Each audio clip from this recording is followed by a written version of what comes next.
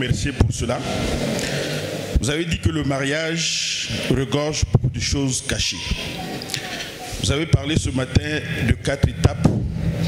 Ces étapes ont vraiment retenu mon attention. La première étape, c'est l'étape de fiançailles. La deuxième étape, l'étape de la découverte. La troisième étape, la discussion. Et la quatrième étape, le soutien mutuel. Vous avez dit que derrière un grand homme se cache ou se trouve une grande femme. Cela est vraiment très très capital. Ma question est de savoir de quelle femme s'agit-il ici? D'une femme dotée ou bien d'une femme qui est encore en fiançailles?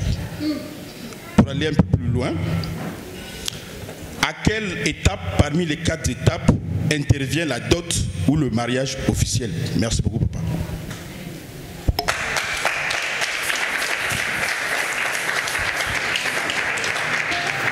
Merci, papa Médard. Je crois bien la réussite du mariage se trouve dans la préparation. Les mariages qui durent, les mariages qui résistent, c'est le mariage où l'homme a été préparé avant de s'engager, où la femme a été préparée avant de s'engager. C'est la loi de la préparation. C'est difficile dans la Bible de trouver un roi qui s'est marié et puis il a divorcé. En dehors du cas exceptionnel qu'on trouve du roi Assyrus avec la reine Vasthi. C'est le cas exceptionnel qu'on nous montre. Le roi marié, ils se sont divorcés. Mais dans la plupart des cas, ça réussissait. Vous savez pourquoi? Parce que les femmes, avant d'entrer dans le mariage, on les préparait déjà en amont. Le problème ici, les femmes qui veulent entrer dans le mariage, ils ne sont pas d'abord préparés. Quelquefois, on a une vision floue. Azoya kapoyo aussi ça va pas sinaye. Azoya kapoyo sungaye. Tina o mama kota libali angwana. Sans la préparation.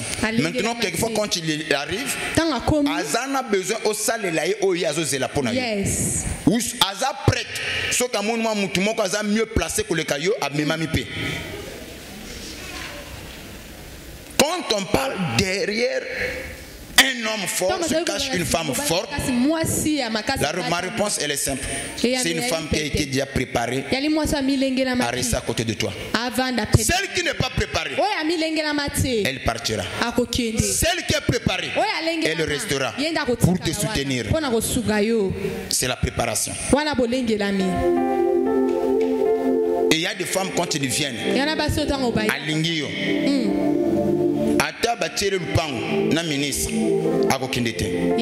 La fidélité de la femme se traduit, l'amour de la femme se traduit par la fidélité. Les femmes difficiles à séduire, ce sont des femmes amoureuses.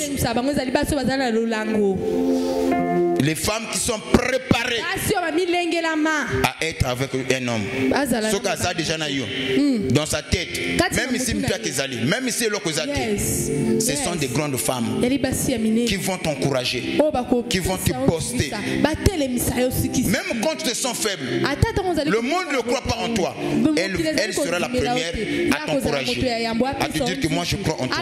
Tu as la chose. Ce sont des femmes derrière un grand homme se cache une grande femme. Je crois que c'est ça la première réponse que je vais donner. Une femme qui a été préparée, une femme amoureuse. Et même le respect de la femme va quand elle aime. Quand la femme aime, le respect n'est pas imposé. La fidélité n'est pas imposée. L'amour fera tout. Nous respectons les gens que nous aimons. Et quand on aime quelqu'un, le respect n'est plus forcé. Même à l'église ici, c'est un constat que moi je fais. Quand je vois un frère, je parle, je dis quelque chose, tu discutes mes autres. Je peux regarder le niveau de l'amour, le degré de l'amour que tu as envers moi, au respect que tu donnes à mes instructions. Je donne une instruction, même au sein de l'église, je regarde la manière dont tout le monde réagit. Et je vois que mes instructions sont bien reçues auprès de X et auprès de Y. Je sens de l'amour. Deuxième réponse par rapport à la question que vous avez posée. À quel moment intervient le mariage? Est-ce la dot plutôt? Et le mariage, s'il faut le dire. Parce que le vrai mariage, d'après la Bible, c'est la dot. Ok. Déjà, d'après la Bible, après l'étape de fiançailles, les fiançailles n'ont pas de délai fixe. Oui, ça peut aller 6 mois, 1 année, 2 ans. Certains, pour quand ça brûle, ils peuvent retisser cela en 1 année. Fiançailles ou mélaté. Mais je crois bien, la Bible n'a pas donné l'étape de fiançailles, ça a 2 mois, 3 mois. Je n'ai pas cette écriture-là. Si vous en avez, vous pouvez me le donner, je vais corriger. Le bang amen.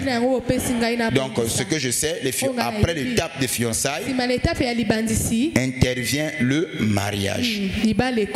Tu ne peux pas connaître une personne en 2 mois ou 3 mois ou 1 année ou 2 ans. Même 10 ans, c'est insuffisant. Donc, le fiançailles peut faire 3 mois, 2 semaines. Quand ça brûle, vous pouvez vous engager. Et tu maries ta femme. Et c'est là où la deuxième étape va commencer à intervenir. La découverte ou la confrontation. Et moi, j'aime beaucoup plus la confrontation. Parce que le fiançailles, j'ai intitulé cela l'étape de l'hypocrisie. Et puis,